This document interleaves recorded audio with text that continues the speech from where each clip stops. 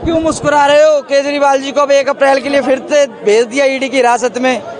मैं तो इसलिए मुस्कुराता हूँ, ये केजरीवाल के लिए कोई मुस्कुराने वाली बात नहीं है, ना दुख मनाने वाली। मैं तो ये कहता हूँ कि लोग जो अपने आप को पढ़े लिख के समझते हैं, जो हम ये कहते हैं ये इसके बात करते हैं उसकी बात करते हैं, वो शख्स जो आपके सामने खड़ा था वो मुस्लिम था, वो कहता है कि मुस्लिमों को भगाने की बात करते। मैं उसी को पूछना चाहता था कि तेरे को किसी ने भगाने की बात कही है? आज तक हिंदुस्तान में किसी मुस्लिम को भगाने के किसी ने ना सोची है ना बात की है।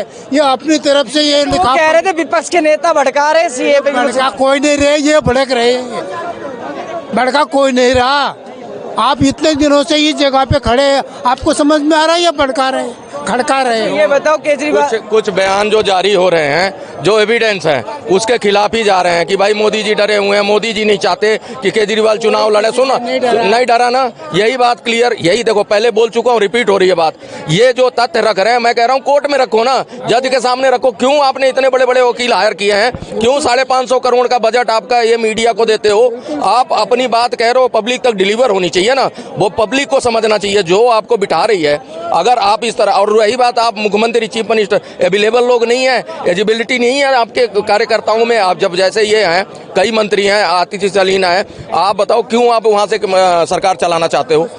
एलजी ने कहा है ना, एलजी का बयान है आज का कि भैया ये सरकार, ये जो है कोई कानून नहीं है कि भैया अंदर से भी चला सकते हो, तो उसका फायदा उठा रहे हो। पहली बार इतिहास में होगा कोई मुख्यमंत्री जेल में है और वहां से सरकार चलेगी। अच्छा, दिल्ली का भविष्य तो खतरे में है ना, जब दिल्ली का मुखिया ही जेल में हो तो खतरे में तो है दिल्ली का। चलो आपको पता लग गया दिल्ली का भविष्य खतरे में है। दिल्ली का भविष्य खतरे में किसने किया? किसने किया बताओ।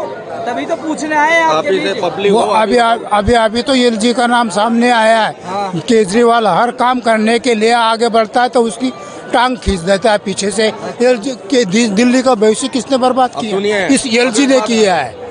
एलजी से जाके पूछो किसने भविष्य बर्बाद कर दिया। और आज भी एलजी को भविष्य बर्बाद करने पर ही तुला है वो। शराब घोटाले के आरोप हैं ईमानदार मुख्यमंत्री पर, तो सामना तो करना पड़ेगा ना। ईडी की हिरासत में है, कोर्ट जमानत नहीं दे रहा, तो कुछ तो तथ्य होंगे अभी तक। तो फिर जमानत क्यों नहीं मिल रही कोर्ट से, ये भी बता दो ना। सबूत नहीं है तो जमानत क्यों नहीं दे रहा कोर्ट?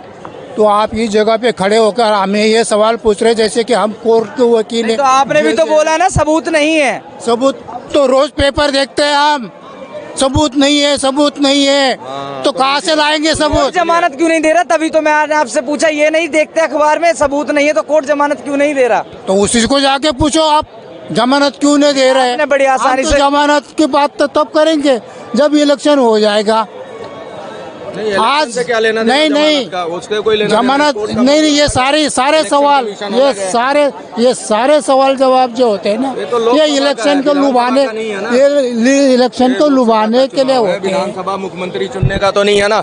आप एक बात बताओ, अगर केजरीवाल ऐसे बयान जारी कर रहे हैं, उसके बारे में पूछ रहे हैं उनको, अब ये बताइए दिल्ली का जो सिटिंग चीफ मिनिस्टर है वो जेल से सरकार चलाएगा? कुत्ती चीज है। हाँ जी, राजनीति इतनी कुत्ती चीज है कि इंसान को कुत्ता बना देती है और कुत्ते को इंसान बना देती है। राजनीति में वो तो तलवे चटवाने, ये सारी चीजें समझ के जाता है ना। सुचिता का खेल तो होता नहीं, राज धर्म तो निभाया नहीं जाता है। यहाँ जोड़ तोड़ ही चलता है। मफाद के लिए आते हैं लोग और मफाद के लिए पार्टी छोड़ के जाते भी हैं।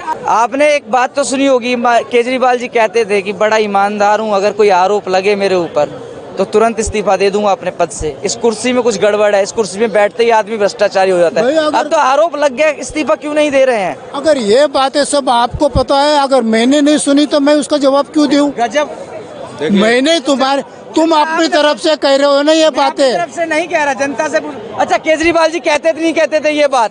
ऑन रिकॉर्ड है ये बात। उन्होंने बहुत सारी ऐसी बातें बोली जो सब झूठा साबित कर दिया। दूसरा, ये लोग जब बिगिनिंग में आए थे, ये और सिसोदिया आए थे, सिसोदिया पत्रकार थे जी न्यूज में, ये सबको मालूम है। ये लोग रात को पोस्टर लगाते थे और सुबह उस पर कालिक पोत देते थे। ये इनका फंडा था। फिर इन अन्ना का मंच इन्होंने यूज किया, वहां से शराब के खिलाफ इन्होंने आवाज उठाई, बुलंद किया और उसी घोटाले में फंस गए। तो आप बताइए, आप कहते हो गाड़ी नहीं लेंगे, बंगला नहीं लेंगे, आज आपका शीश महल जो है पता क्या म्यूजियम बना देना चाहिए, पब्लिक आम पब्लिक के लिए खोल दो, उसमें कैमरे लगे हैं ना, लोगों को दिखे कि हमारा जो है आम आदमी कैसे रहता है, क्या उसके ठाट बाट है, पब्लिक को दिखाओ।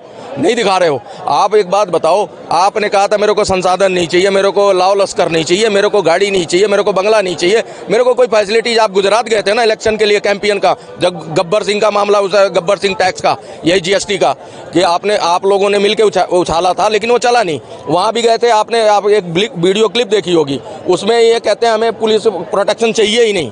तो जब आपको चाहिए नहीं और यहाँ सारा लेके बैठे हो, तो ये तो दोहरी नीति नहीं चलेगी ना, दोगली नीति। आप कहते हो कि जी ऐसा हो गया वैसा हो गया, और वहाँ फंसे हो किसी में। 350 करोड़ का जो लेन देन है कैश का, उसका तो पब्लिक को नहीं नॉलेज थी। ये तो अब ईडी सीबीआई ने खुलासा किया है, और आपके बंदों ने स्वीकार किया है कि चुनाव में हमें पैसा हवाले के जरिए कैश मिला है। आपके विधायकों ने गोवा के करा है, मैंने तो नहीं करा ना। आपको बताओ पब्लिक क्यों वो करेगी? पब्लिक तो जो सुन रही है ना, देखो सोशल मीडिया इतना बढ़ चुका है, जन जन तक पहुंच चुका है। अब मेन स्ट्रीम मीडिया लोग कम देखते हैं, सोशल पे ज़्यादा आ जाते हैं, तो सबको अवेयरनेस है। आप क्या करते हो, आपको जस्टिफाई करती है पब्लिक, आपकी बॉडी लैंग्वेज देखती है, पहले कैसा था अब कैसा है।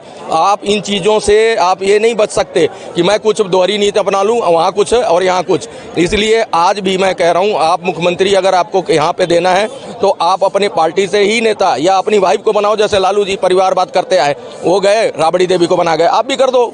आप भी उन्हीं के धर्रे पर चल रहे हो, उन्हीं के साथ हो। जनता है, अलग अलग मुद्दे हैं। केजरीवाल जी जेल गए हैं, अलग अलग राय है, अलग अलग ओपिनियन है, लेकिन देखने वाली बात ये रहेगी कि 2024 में ऊँट किस करवट बैठेगा। क्या केजरीवाल जी को जो ईडी ने हिरासत किया है, ये सहानुभूति जनता की उनको मिलेगी, या फिर वही रिजल्ट रहने वाला है जो 2019 में दिल्ली में रहा था, यानी कि 7 की 7 सीटें जो बीजेपी जीती थी। क्या बीजेपी वो इतिहास फिर से दोहराएगी दिल्ली में?